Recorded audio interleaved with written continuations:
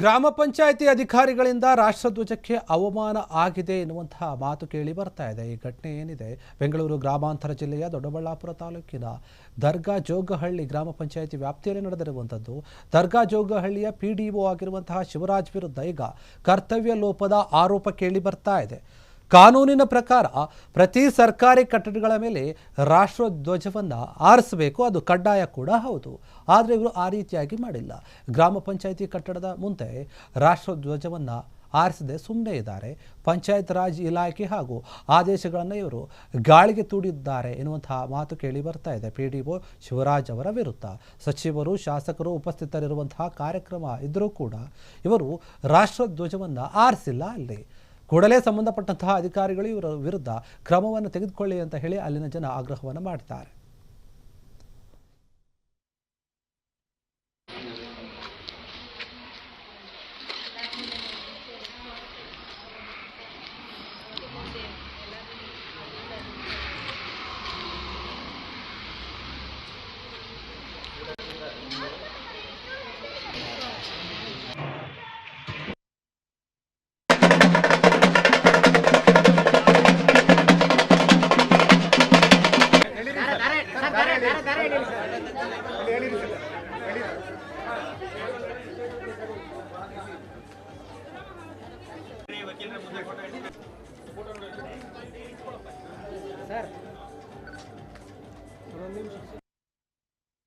ಕಾನೂನಿನ ಪ್ರಕಾರ ಪ್ರತಿ ಸರ್ಕಾರಿ ಕಟ್ಟಡಗಳ ಮೇಲೆ ರಾಷ್ಟ್ರಧ್ವಜವನ್ನು ಆರಿಸಬೇಕು, ಅದು ಕಡ್ಡಾಯ ಕೂಡ ಹೌದು.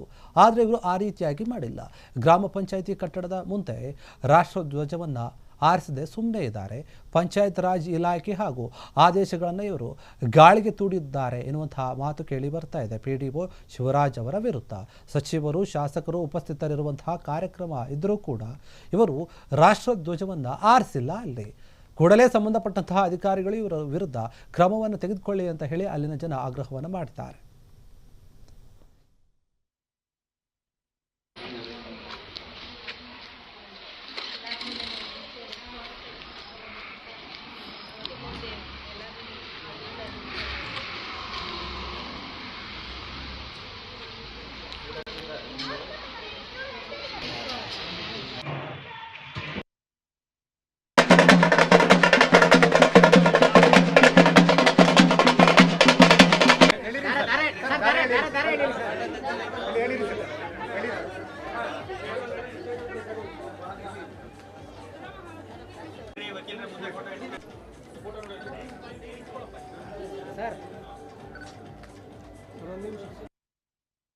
ಕ್ಷಣ ಕ್ಷಣದ ಸುದ್ದಿಗಳಿಗಾಗಿ ಫ್ರೀಡಂ ಟಿವಿ ಸಬ್ಸ್ಕ್ರೈಬ್ ಮಾಡಿ, ಲೈಕ್ ಮಾಡಿ ಹಾಗೂ ಫಾಲೋ ಮಾಡಿ.